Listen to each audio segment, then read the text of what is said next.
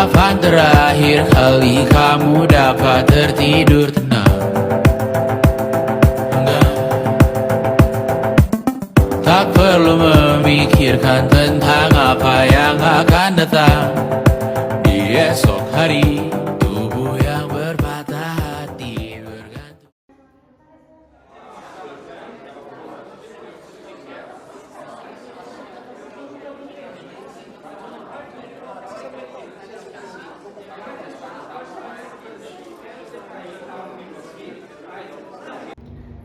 Oke, jadi minggu depan kita presentasi ya. Semua progresnya gimana? Udah siap belum? Kalau aku sih udah selesai. Aku juga udah. Punya aku tinggal revisi kok.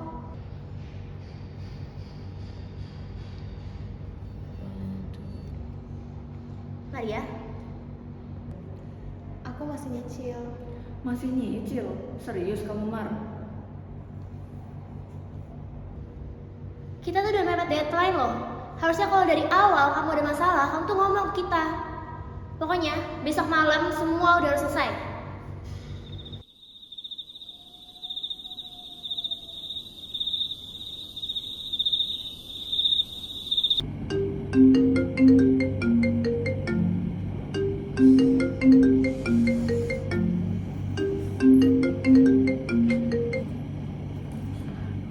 Halo, Ibu.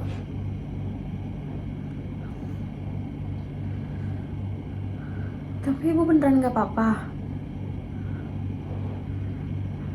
Ya ampun, Ibu lain kali kalau misalnya ada apa-apa, bilang sama aku ya. Iya, Ibu.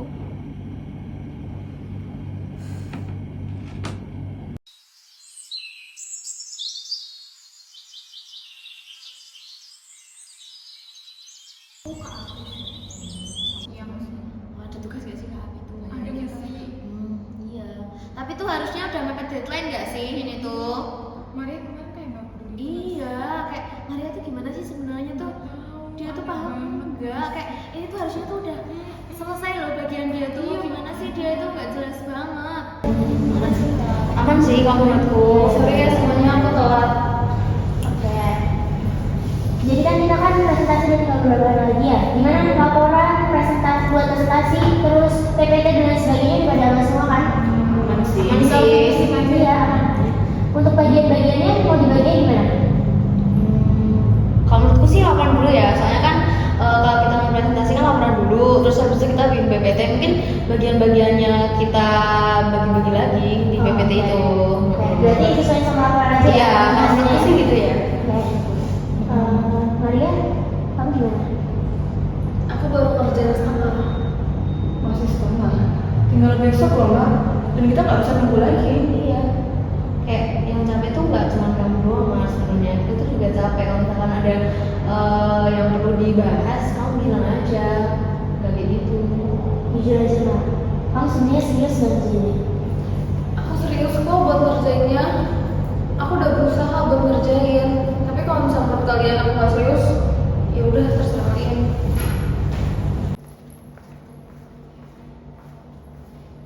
Kok jadi kayak gitu? Wah.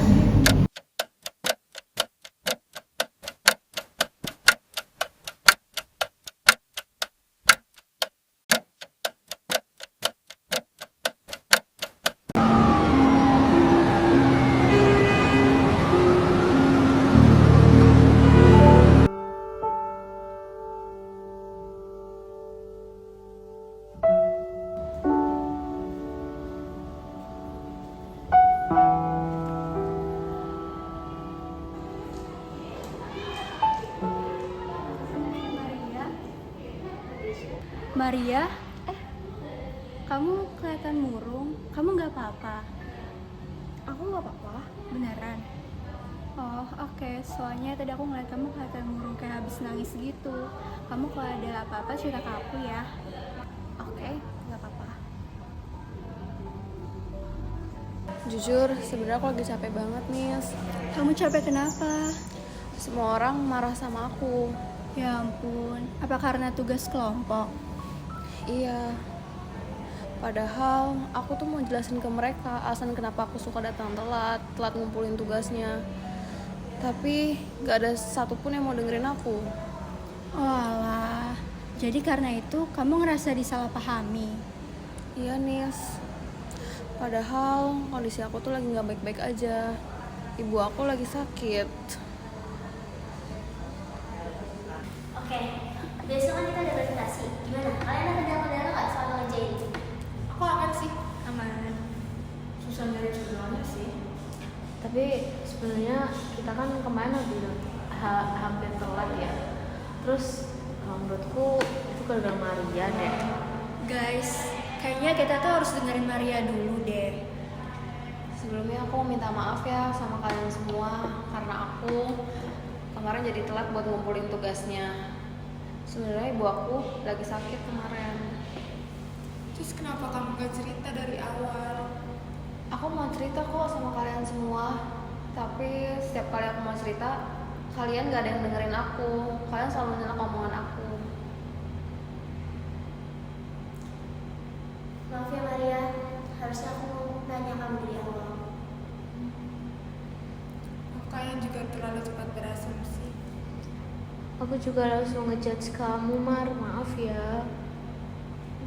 Maria, harusnya kita dengerin kamu dulu. Ya udah guys, makanya kita nggak usah ngejudge Maria lagi ya. Kita perlu dengerin Maria dulu. Aku juga minta maaf karena baru berani ngomong sekarang.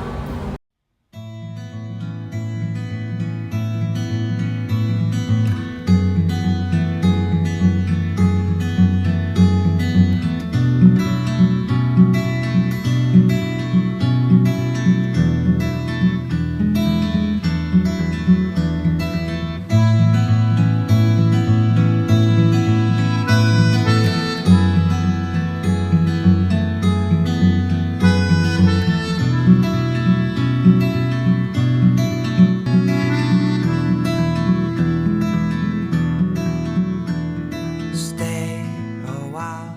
I'm gazing. Hai guys, jadi kita udah selesai presentasi nih. Gimana kalau kita self reward aja? Mau kemana ya enaknya ya kita ya? Kita makan-makan aja. Iya, ya boleh. Nah, dalam kondisi tadi kita bisa melihat nih teman-teman kalau misalnya masalah muncul bukan karena kurangnya komunikasi, tapi karena kurangnya kemampuan untuk mendengarkan dan memahami kondisi orang lain. Di cerita tadi, Danisha menunjukkan active listening, di mana dia mendengarkan secara penuh, gak memotong pembicaraan, dan juga dia memberikan respon seakan-akan dia memang mengerti apa yang disampaikan oleh Maria.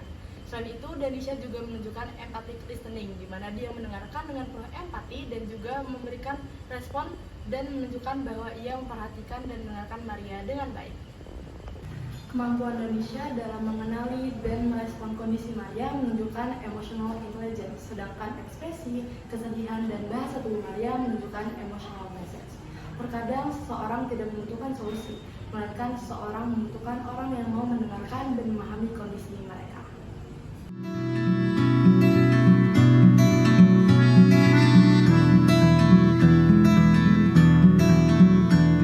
Stay a while. I'm gazing the way you move from far. Never look back since then.